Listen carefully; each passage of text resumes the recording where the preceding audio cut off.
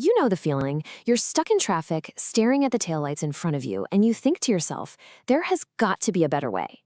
We just take it for granted that the roads belong to everyone, that they're public. But what if they didn't? What if the way we think about traffic and even policing is fundamentally flawed?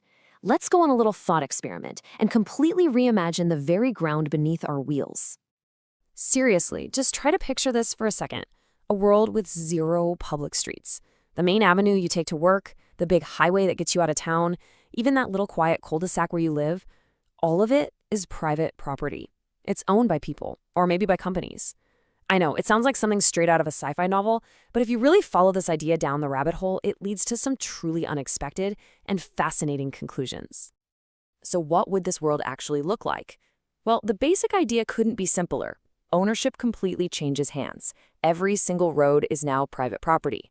And you got to understand, this isn't some small policy tweak. This is a fundamental shift that would send ripples through, well, pretty much every part of our daily lives.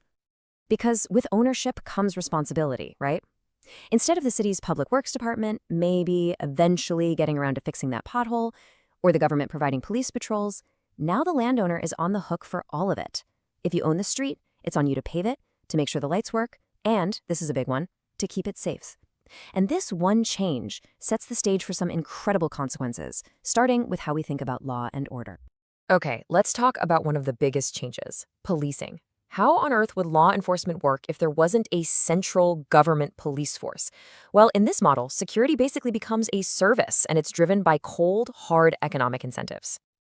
And this is where everything gets turned on its head. Think about it. Public police, they answer to a bureaucracy. Their job, at its core, is to enforce rules. But a private security force, they answer to their customers, the people who own the street. Their number one goal isn't writing tickets, it's creating an environment that is so safe and so pleasant that people actually want to come there. All of a sudden, things like efficiency and customer service aren't just nice-to-haves, they are absolutely vital for staying in business. Let's make this real. Picture a place like Times Square, or maybe the main shopping district in your town. Now imagine the merchants who own the shops there also owned the streets. They would have every single reason to provide the best security imaginable. Why? It's simple. Crime is terrible for business. If people don't feel safe, they don't shop. So you'd hire security that is not only effective at stopping crime, but is also courteous and helpful, making people feel welcome. It's just smart business. And this isn't just about commercial zones. The exact same logic applies to where we live. Homeowners have a direct financial stake in keeping their block safe because it literally increases the value of their biggest asset. Landlords would start competing on safety, offering well-patrolled, secure streets as a key feature to attract good tenants, just like they'd advertise a new swimming pool. All right, so the private security part is starting to make some sense, but what about the actual rules of driving? How do you keep the whole system from descending into total, utter chaos when every road has a different owner?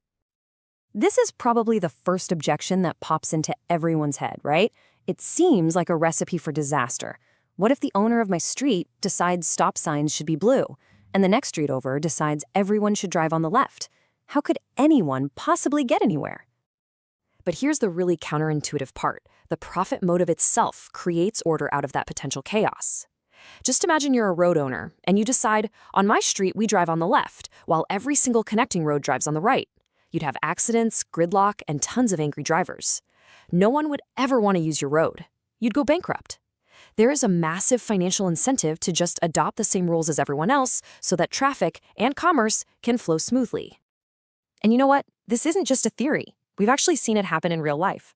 Take a look at the private railroads in 19th century America. With absolutely no government mandate, these fiercely competing companies all voluntarily agreed on a standard width for their tracks. They let their rivals run trains on their lines. They even got together and collapsed 54 different local time zones into the 4 we use today just to make their schedules work. They built a unified national system out of pure self-interest. So if that same logic of self-interest can create order, could it also be applied to one of the most maddening parts of modern life, the traffic jam? Our current system is clearly not fixing it. So how would a private one handle congestion? Well, according to this model, the root of the problem is all about price. Right now, it can cost up to 27 cents a mile to build and maintain a big city expressway. But drivers, we only pay about a penny of that in gas taxes. That huge gap is basically a subsidy. We've made our most valuable, in-demand roads incredibly cheap to use, so is it any wonder that everyone wants to use them at the exact same time? And the result is something that urban planners know all too well.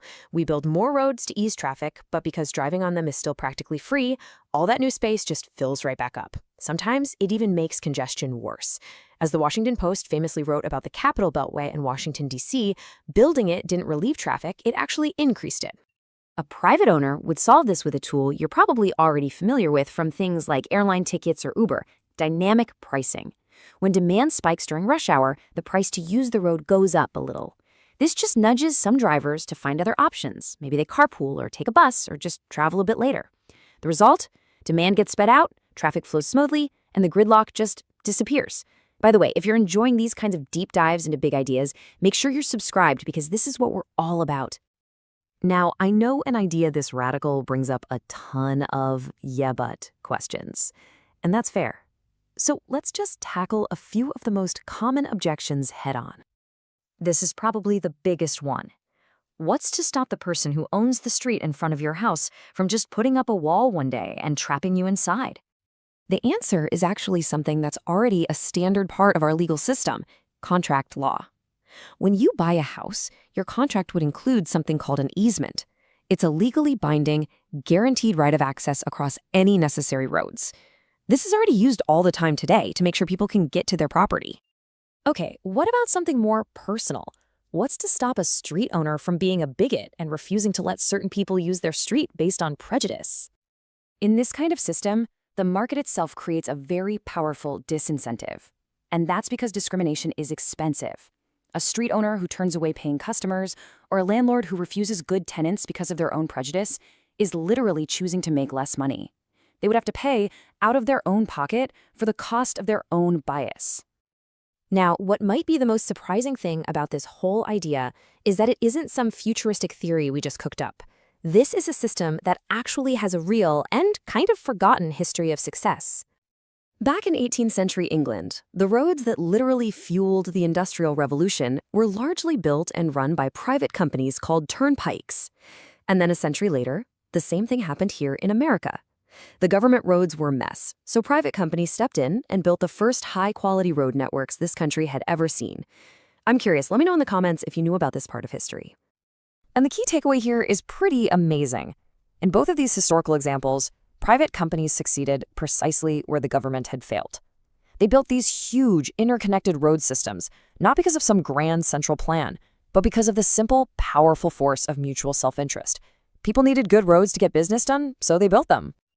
Look, it is a radical departure from how we think about something as basic as a street. I get it. We've looked at the theory, we've looked at the objections, and we've even looked at the surprising history. So the real question I want to leave you with is this. If this model of private roads once built the networks that powered entire nations into the industrial age, what kind of possibilities could a modern version of that idea hold for our future?